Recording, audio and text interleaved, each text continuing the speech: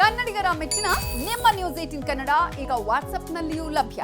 ಕರ್ನಾಟಕ ಮತ್ತು ದೇಶ ವಿದೇಶದ 360 ಡಿಗ್ರಿ ಸುದ್ದಿ ವಿವರವನ್ನ ನೀವು ನಿಮ್ಮ ಕೈ ಬೆರಳುಗಳಲ್ಲಿಯೇ ಪಡೆಯೋದಿಕ್ಕೆ ಈ QR ಕೋಡ್ ಅನ್ನು ಸ್ಕ್ಯಾನ್ ಮಾಡಿ. ನಮ್ಮ ಚಾನೆಲ್ ಅನ್ನು ಫಾಲೋ ಮಾಡಿ, ನೋಟಿಫಿಕೇಶನ್ ಆನ್ ಮಾಡಿ.